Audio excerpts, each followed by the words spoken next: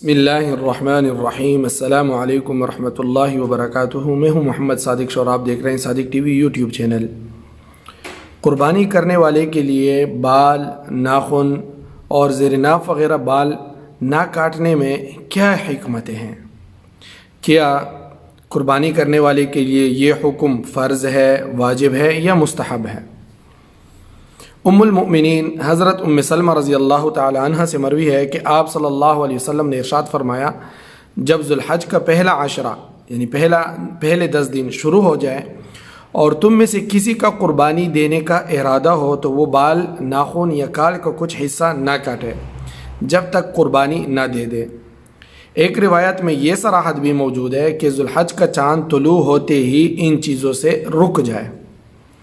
اس حدیث کی روشنی میں فقہائے کرام نے اس عمل کو مستحب قرار دیا ہے۔ مستحب اس عمل کو کہتے ہیں جس کے کرنے پہ ثواب اور نہ کرنے پہ کوئی گناہ نہ ہو، کہ جس کا ارادہ قربانی کرنے کا ہے اس کے لیے مستحب ہے کہ ماہ ذوالحج کے آغاز سے جب تک قربانی کا جانور ذبح نہ کرے جسم کے کسی حصے عضو سے بال اور ناخن صاف نہ کرے، نیز بلا ضرورت کال وغیرہ بھی نہ کاٹے، اور یہ استحباب صرف ان لوگوں کے لیے ہے جن کا ارادہ قربانی کرنے کا ہو۔ البتہ بعض اکابر فرماتے ہیں کہ قربانی نہ کرنے والے بھی قربانی کرنے والوں کی مشابہت اختیار کر کے عام لوگوں کی قربانی کے بعد ناخن اور بال وغیرہ کاٹیں تو اللہ تعالیٰ سے امید ہے کہ وہ بھی ثواب سے محروم نہیں ہوں گے۔ نیز اس میں یہ بھی ملحوظ رہے کہ اگر زیر ناف بال اور ناخنوں کو 40 دن یا زیادہ ہو رہے ہیں تو ایسی صورت میں ان کی صفائی کرنا ضروری ہے، کیونکہ 40 دن کے بعد وہ نجس ہو جاتے ہیں اور ان کا صاف کرنا ضروری ہے۔ مذکورہ حکم کی حکمت کیا ہے کہ بال نہ کاٹے، ناخن نہ کاٹے جو قربانی کا ارادہ کرنے والا ہے؟ اس کی حکمت کیا ہے؟ اس کی 2 حکمتیں علماء اور محققین سے منقول ہے۔ پہلی حکمت، بعض علماء نے اس کی حکمت یہ ذکر کی ہے کہ اس کی ممانعت حجاج بیت اللہ سے مشابہت کے لیے ہے، کہ ان کے لیے حج کے ایام میں بال اور ناخن وغیرہ کاٹنا منع ہوتا ہے، لہٰذا جو لوگ حج پر نہ جا سکے اور قربانی کر رہے ہوں تو وہ بھی حجاج کرام کی مشابہت اختیار کر لیں، تو امید ہے کہ اللہ تعالیٰ اپنی اس رحمت کا کچھ حصہ انہیں بھی عطا فرما دیں گے۔ جو حجاج بیت اللہ پر نازل ہوتی ہیں ان رحمتوں سے ان کو بھی کچھ نہ کچھ حصہ مل جائے گا، اور انہی کے ضمن میں قربانی نہ کرنے والے بھی مشابہت اختیار کر لے تو وہ بھی رحمت کے حقدار بن جائے۔ یہ توجیہ ہمارے بعض اکابر علماء سے منقول ہے، خصوصاً جو بیت اللہ اور شعائر حج کا عاشقانہ ذوق رکھتے ہیں، اور یہ توجیہ اپنی جگہ درست بھی ہیں، لیکن محققین علماء کرام اور مفسرین حدیث، شراح حدیث نے اس توجیہ پر کلام کیا ہے، اس لیے کہ اگر اس سے مقصد حجاج کرام کی مشابہت ہو تو حجاج کرام کے لیے تو سلا ہوا لباس اور خوشبو کا استعمال وغیرہ بھی ممنوع ہے۔ اگر مشابہت مقصود ہوتی تو تمام احکام میں ہوتی، تمام چیزوں میں ہوتی۔ اس کا یہ جواب دیا گیا ہے کہ مشابہت کے لیے تمام چیزوں میں، تمام امور میں مشابہت ضروری نہیں ہوتی، رحمت خداوندی متوجہ کرنے کے لیے ادنا سی مناسبت بھی کافی ہے۔ لیکن اس پر پھر سوال ہوتا ہے کہ اگر بعض امور میں ہی مشابہت کافی تھی تو بھی بال، ناخن اور جسم کی کال وغیرہ کاٹنے کی ممانعت میں ہی کیوں مشابہت اختیار کی گئی؟ احرام کی چادروں اور خوشبو کی پابندی میں بھی مشابہت ہو سکتی تھی۔ اس لیے مذکورہ حکم کی ایک اور حکمت بیان کی گئی ہے جو تحقیق کے زیادہ قریب اور راجح ہے، اور وہ کچھ یوں ہے جو دوسری حکمت کی طرف ہے۔ اس حکمت کو سمجھنے سے پہلے قربانی کی حقیقت اور فلسفہ سمجھنا ضروری ہے، جس کو ہم پہلے بھی کچھ بیان کر چکے تھے، لیکن یہاں پہ کچھ ایک اور انداز سے بیان۔ تو قربانی کا جو فلسفہ ہے اس کو ہم سمجھیں گے۔ حقیقت میں قربانی تو جان کی قربانی ہی تھی، جیسا کہ حضرت اسماعیل علیہ السلام کے واقعہ سے معلوم ہوتا ہے، اور شاہ ولی اللہ محدث دہلوی رحمۃ اللہ علیہ نے بھی فرمایا ہے کہ اصل قربانی تو جان نثاری اور جان سپاری کی قربانی تھی۔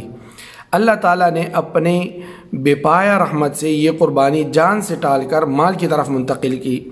پھر بھی ہو سکتا تھا کہ مالی قربانی صدقے کی صورت میں مقرر کر دی جاتی، لیکن اس طرح انسان کو اپنی جانی قربانی کی طرف توجہ اور اس کا استحضار نہ ہوتا۔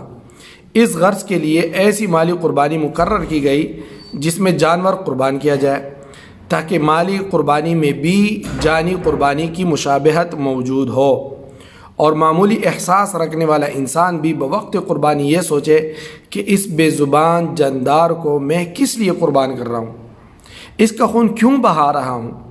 جب یہ احساس اس کے اندر پیدا ہوگا تو اسے استحضار ہوگا کہ در حقیقت یہ میرے نفس اور میرے جان کی قربانی تھی، اللہ تعالیٰ نے اسے میرے مال کی صورت قبول کر لیا۔ یوں اسے مقصد اصلی بھی یاد رہے گا اور نفس کی قربانی کے لیے یہ محرک بھی ہوگا، اور اللہ تعالیٰ کے سامنے شکر گزاری کا جذبہ بھی بڑھے گا۔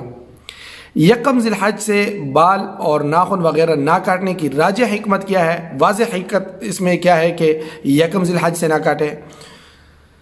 اب جب کہ قربانی کا مقصد معلوم اور مستحضر ہوگا تو گویا قربانی کرنے والے نے اپنے آپ کو گناہوں کی وجہ سے عذاب کا مستحق سمجھا کہ میں اس قابل ہوں کہ ہلاک ہو جاؤں اور میری جان خدا کے لیے قربان ہو جائے، لیکن شریعت نے جان کی فدیے میں جانور کی قربانی مقرر کر دی، سو یہ جانور انسان کی نیابت میں نائب بن کر قربان ہو رہا ہے۔